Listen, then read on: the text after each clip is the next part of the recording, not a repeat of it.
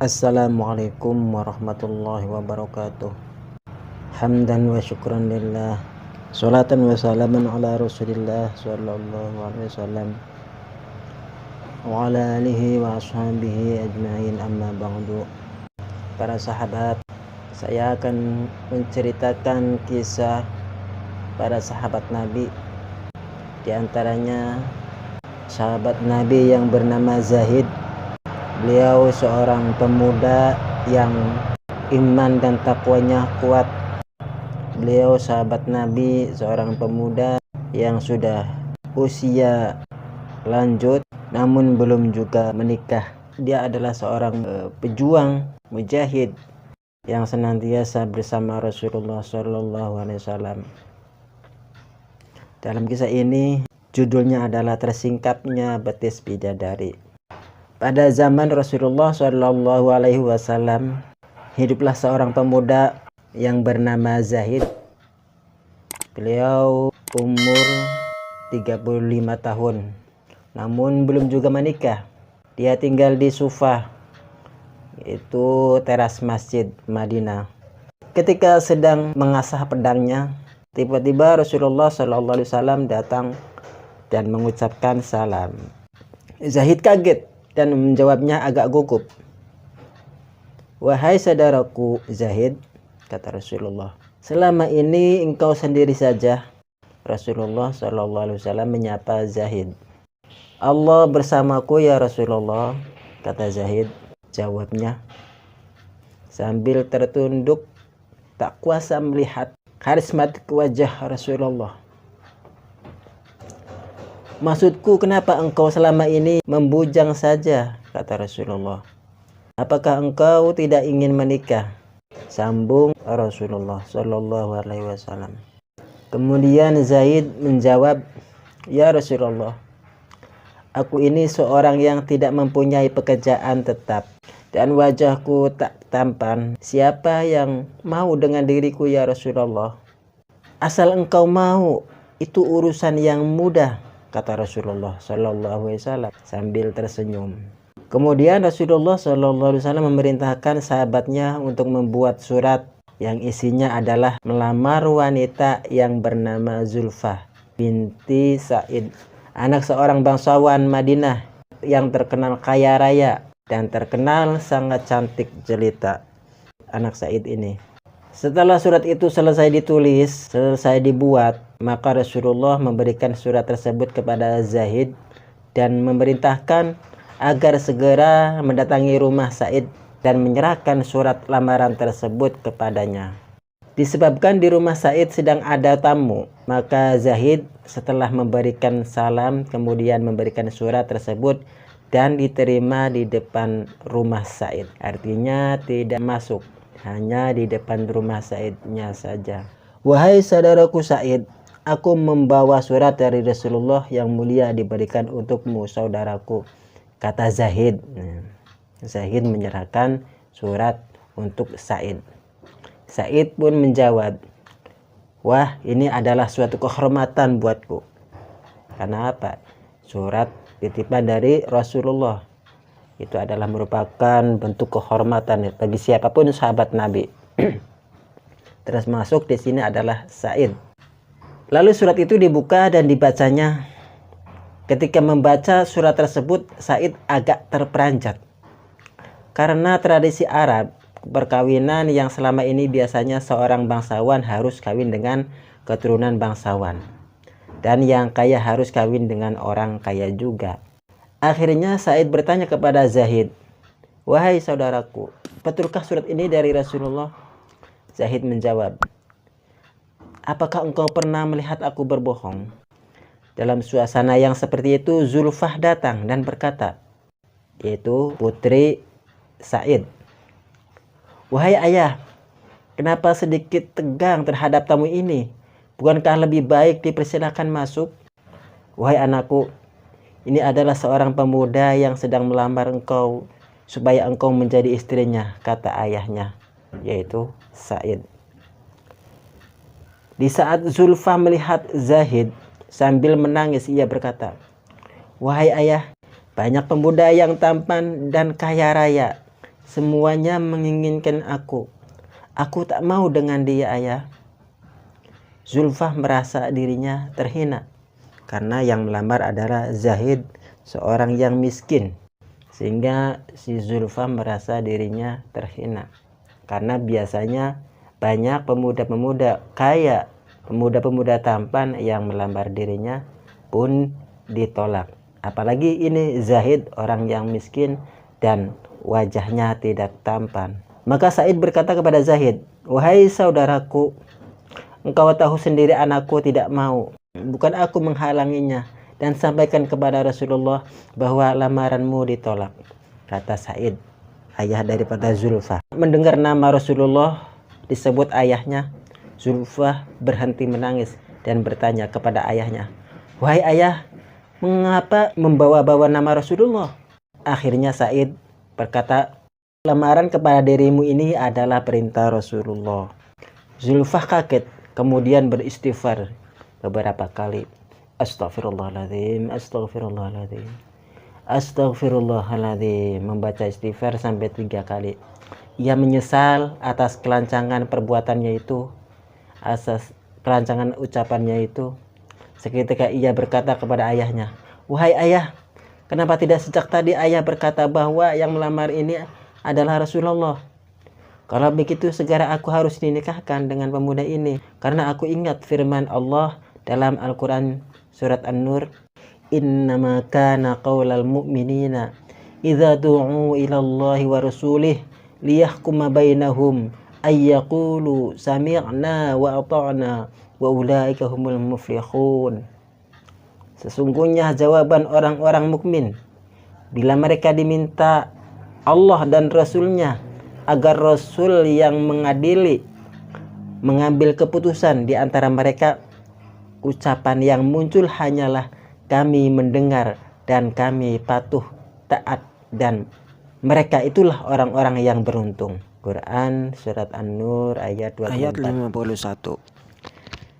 Zahid pada hari itu merasa jiwanya melayang-layang, ya, melayang-layang ke angkasa, dan baru kali ini merasakan bahagia yang tiada taranya dan segera melangkah pergi, ya. Karena gembiranya, sangat gembiranya, si Zulfah, putri daripada Said, menerima lamaran daripada Zahid. Akhirnya Zahid melangkahkan pulang, minta pamit. Sampai di masjid ia bersujud syukur. Rasulullah yang melihat tingkah Zahid tersenyum, melihat gerak-gerik Zahid yang berbeda dari biasanya. "Bagaimana Zahid?" kata Rasulullah. "Alhamdulillah lamaran diterima ya Rasulullah," jawab Zahid. "Apakah sudah ada persiapan?" Rasulullah bertanya lagi kepada Zahid.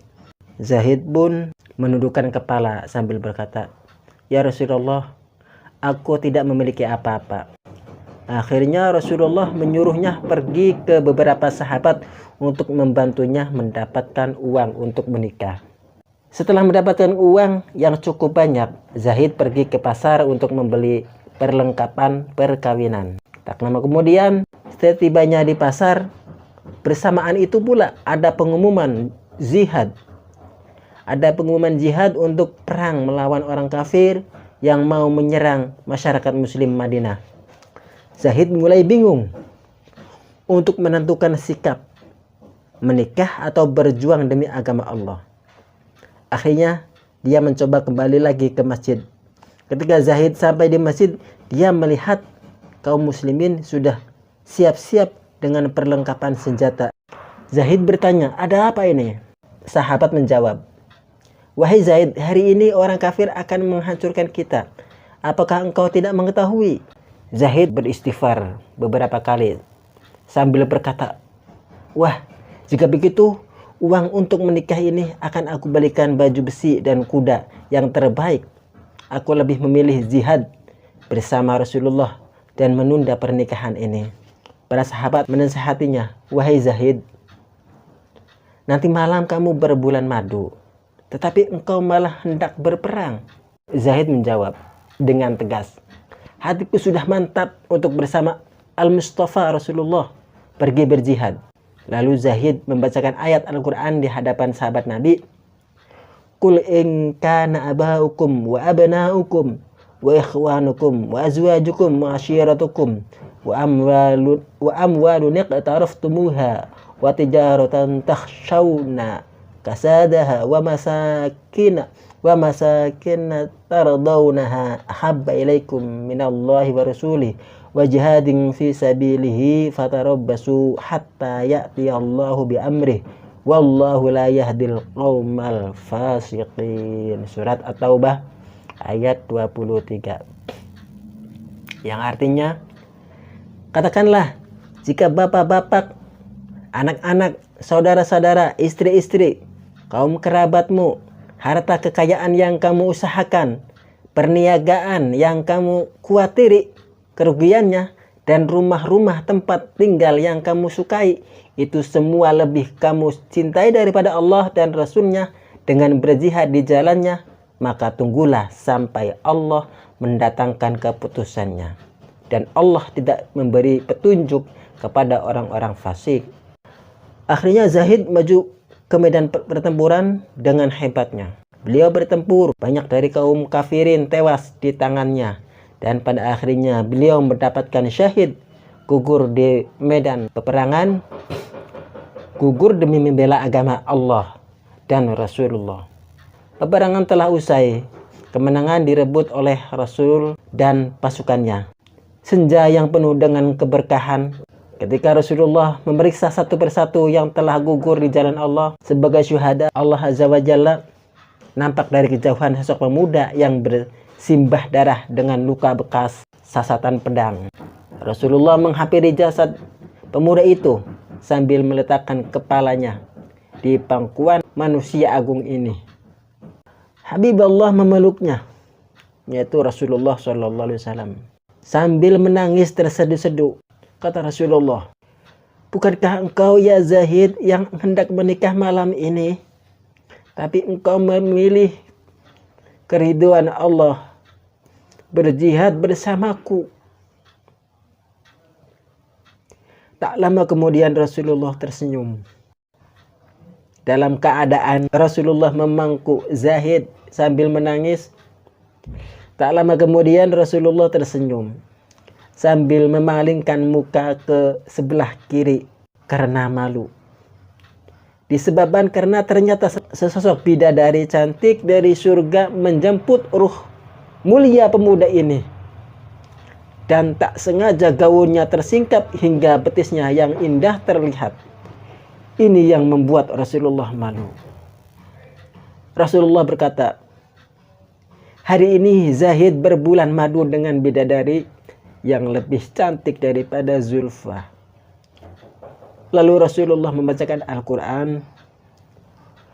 وَلَا تَحْسَبَنَّ الَّذِينَ قُتِلُوا فِي سَبِيلِ اللَّهِ أَمْوَاتًا بَلْ أَحْيَاءً عِنْدَ رَبِّهِمْ يُرْزَقُونَ فَرِحِينَ بِمَا أَتَاهُمُ اللَّهُ مِنْ فَضْلِهِ وَيَسْتَبْشِرُونَ بِالَّذِينَ لَمْ يَلْحَقُوا بِهِمْ مِنْ خَلْفِهِمْ أَلَا خَوْفٌ عَلَيْهِمْ وَلَا هُمْ يَحْزَنُونَ. Surat Al-Imran ayat 169. Janganlah kamu mengira bahwa orang-orang yang gugur di jalan Allah itu mati. Sejatinya mereka itu hidup di sisi Tuhannya dengan mendapat rezeki. Mereka dalam keadaan bahagia disebabkan karunia Allah yang diberikannya kepada mereka. Dan mereka bergirang hati terhadap orang-orang yang masih tinggal di belakang yang belum menyusul mereka, dan tidak pula mereka bersedih hati.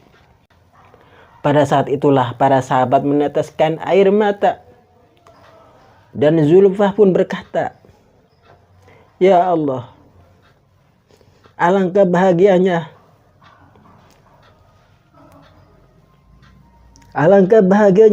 calon suamiku itu jika aku tidak dapat mendampinginya di dunia. Maka izinkanlah aku mendampinginya di akhirat.